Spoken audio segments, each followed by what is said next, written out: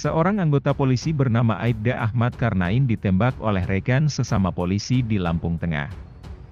Peristiwa ini terjadi di depan rumah korban di Lampung Tengah, Minggu, 4 September 2022, sekitar pukul 21.30 waktu Indonesia Barat.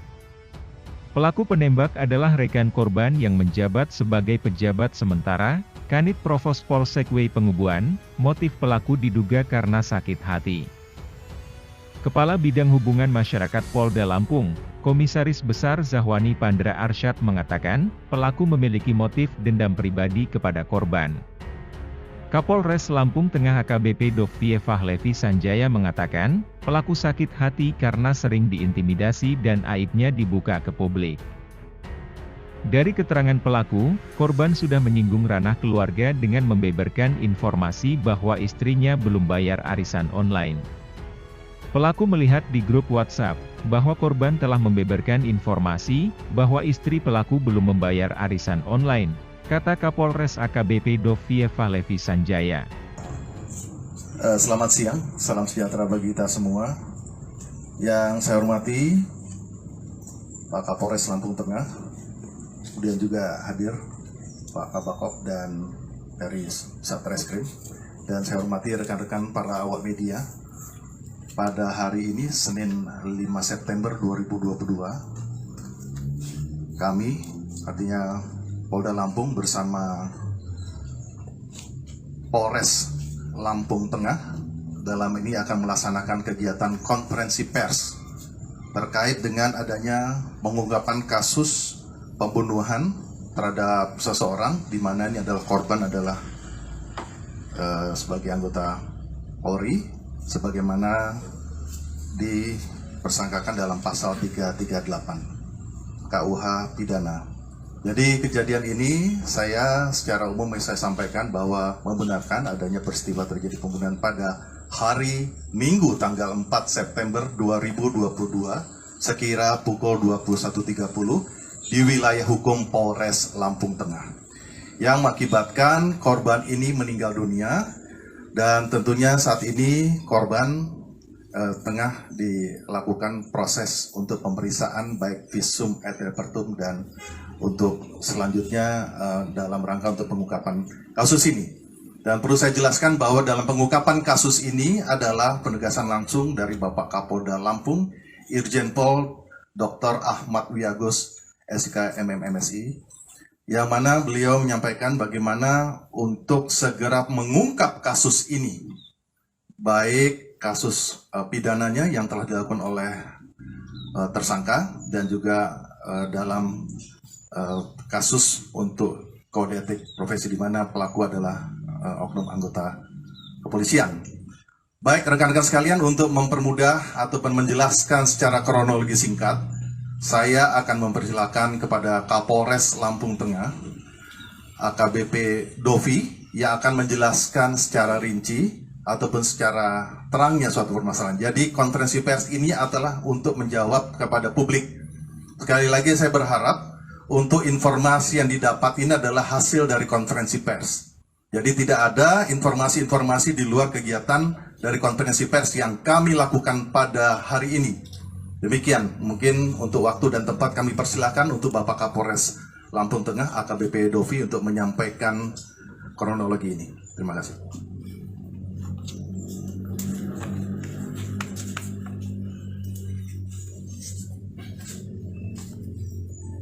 Terima kasih Bapak Kabid Humas.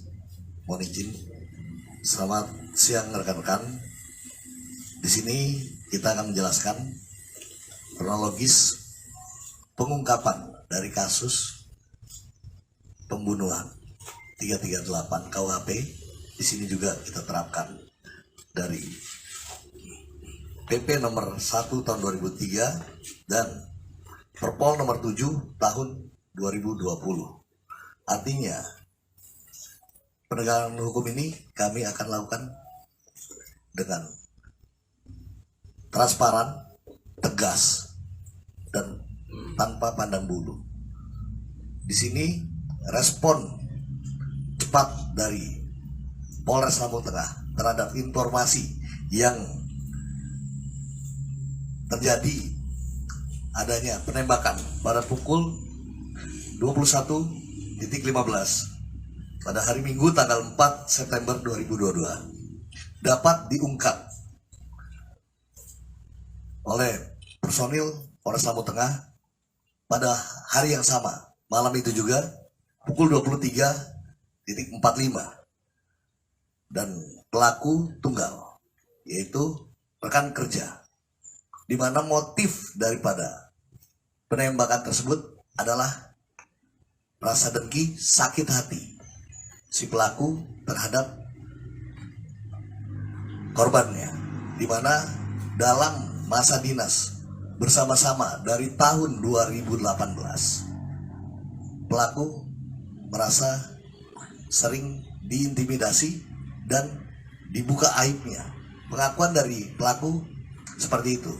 Dan pada malam terakhir pelaku merasa sudah tidak bisa membendung rasa sakit hatinya karena sudah menyinggung ke ranah keluarga, bahwa si pelaku menyampaikan melihat sendiri di grup WhatsApp mereka, si korban menyampaikan bahwa istri dari pelaku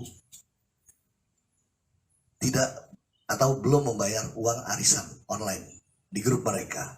Di situ pelaku sangat sedih, sangat kecewa, sangat kesal dengan perlakuan dari si korban. Dan saat pelaku masyarakat piket SPK di Polsek Wai Pengubuan, istri dari pelaku tersebut menelpon dengan cara video call, menyampaikan bahwa sang istri sedang tidak sehat, keadaannya demam. Maka pelaku izin kepada KSPK untuk kembali ke rumah, yang rumahnya itu tidak berjauhan dengan rumah korban, yaitu saudara AK. Pelaku ini, saudara RS, melintas di gang depan rumah dari si korban, yang harusnya untuk rumahnya pelaku masih berjalan lurus, namun karena teringat rasa kesal, rasa kecewa itu timbul niat karena sedang berdinas membawa senjata api, langsung muncul niat seketika. Pelaku membelokkan motornya dan sampai di rumah korban. Saat sampai di rumah korban, pelaku memarkirkan kendaraan dan ternyata korban sedang duduk di teras. Pelaku panggil, korban berusaha untuk menyamperi si pelaku di pagar, dibatasi pagar rumah. Pelaku di luar pagar, korban menyamperi ke arah pagar, dan pagar belum dibuka. Ternyata pelaku langsung menghunuskan senjata, menembak korbannya 1 kali tepat di dada kiri, dan korban langsung tersungkur. Pelaku melarikan diri. Dan dari hasil pemeriksaan para saksi, yang dimana kita juga mengumpulkan alat bukti, semua persesuaian itu kita dapatkan bahwa pengakuan daripada si pelaku, dia melakukan penembakan sendiri 1 kali menggunakan motor, dan ada saksi yang melihat dan mendengar, tetangga korban yang depan rumah korban, yang kanan kiri korban, yang ikut mengantar korban ke rumah sakit. Dan semua persesuaian itu kita dapatkan, dan korban diantar bersama tetangga, juga istrinya menggunakan mobil milik korban ke rumah sakit Harapan Bunda. Namun setelah tiba di rumah sakit, korban sudah dalam keadaan tidak bernyawa. Dan pagi ini semua alat bukti sudah kami kumpulkan, proses sidik sudah dilaksanakan, dan kami akan prioritaskan untuk percepatan penanganan perkara tersebut tanpa tebang pilih. Jadi proses dari kode etik kepolisian, proses hukum pidana, dan ancamannya PTDH. Dan untuk pasal 338 KUHP, ancaman maksimalnya 15 tahun penjara. Terima kasih.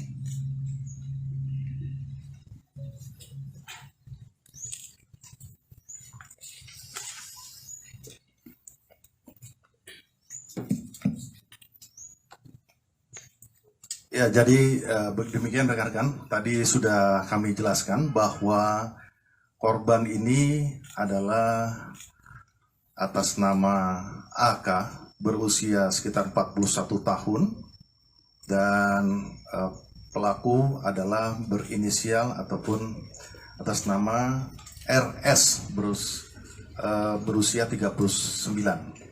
Jadi apa yang disampaikan oleh Kapolres Lampung Tengah tadi sudah menjelaskan bahwa pengungkapan kasus ini dari pasca kejadian pada pukul sekitar 21.15 sampai dengan pengungkapan pelaku ini itu dalam waktu 3 jam. Dan sudah dijelaskan lagi tentang kode etik profesi Polri, yaitu adalah sidang kode etik profesi Polri, penegasan dari Bapak Kapolda Lampung Irjen Pol Ahmad Wiyagus untuk segera dilakukan sidang kode etik profesi. Artinya proses perkara pidana ini tetap dilanjutkan dan secara paralel sidang kode etik tetap dilaksanakan. Jadi dalam hal ini kami dari Polda Lampung dan juga dari Bid Propam tentunya tengah melakukan proses dalam persiapan untuk sidang kode etik, dan untuk kasus pidananya di pasal 338 tadi sebagaimana diatur dalam KUHP di 184, tentunya ada keterangan saksi, kemudian ada bukti surat, bentuk petunjuk. Makanya itu saat ini korban tengah dilakukan visum et repertum dan juga otopsi. Tujuannya adalah pengungkapan kasus ini harus benar-benar berdasarkan scientific crime chain investigation. Pembuktian kasus atau penyidikan kasus tindak pidana ini berdasarkan secara ilmiah. Jadi dalam hal ini perlu saya sampaikan kepada rekan-rekan, artinya penegasan pimpinan Polri dalam hal ini Bapak Kapolda Lampung tidak akan ada tebang pilih, dan artinya proses pidana tetap dilanjutkan, termasuk proses kode etik profesi Polri. Jadi ini akan kita lakukan dalam ini juga, dan tadi sudah ada ancaman-ancaman hukumannya. Artinya untuk adanya kepastian hukum, kemudian juga rasa keadilan dan adanya kemanfaatan ini yang kita lakukan. Apalagi dalam hukum pidana adalahnya equality before the law, di mana kesetaraan setiap warga negara yang tunduk pada hukum tentunya harus kita lakukan proses secara hukum pidana, termasuk sebagai anggota Polri akan dilakukan proses secara kode etik profesi. Korban ini adalah meninggalkan seorang istri dan 2 orang anak yang masih bersekolah ya, SMP ya, jadi artinya masih remaja ya, masih remaja. Nah itu yang bisa kami sampaikan, dan tadi motivasi sudah ada, penyebab kematian adalah ada rasa sakit hati ataupun adanya permasalahan pribadi yang dialami daripada tersangka, sehingga secara secara spontanitas akan terlintas pada saat tadi malam kejadian, yaitu pada tanggal 4 September 2022. Mungkin demikian rekan-rekan sekalian yang bisa kami sampaikan. Terima kasih atas perhatian dan kerjasamanya, dan mari teman-teman rekan-rekan dapat mengawal proses ini, dan terima kasih atas kegiatan konvers pada kesempatan siang hari ini. Demikian bisa saya lanjutkan, dan ada lagi Pak? Cukup? Baik. Rekan saya ucapkan terima kasih kepada rekan-rekan atas kehadiran dengan kegiatan konferensi pers ini, dan untuk lebih lanjut proses terhadap pemeriksaan pidana, karena ini kasus ini tadi malam tentunya kami akan mendalami lagi untuk melengkapi bukti-bukti dalam proses persidangan nanti, termasuk dari sidang kode etik profesi tadi. Demikian kami tutup. Wabillahi taufiq. Wassalamualaikum warahmatullahi wabarakatuh.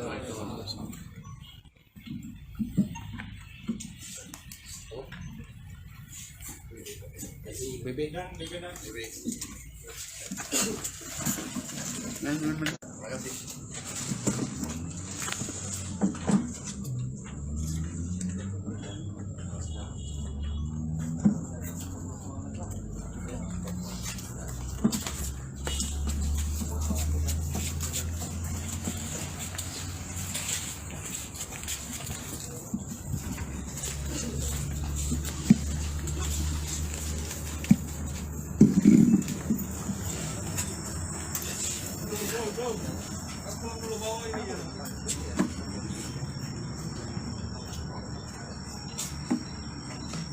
kasih ya teman-teman semuanya ya.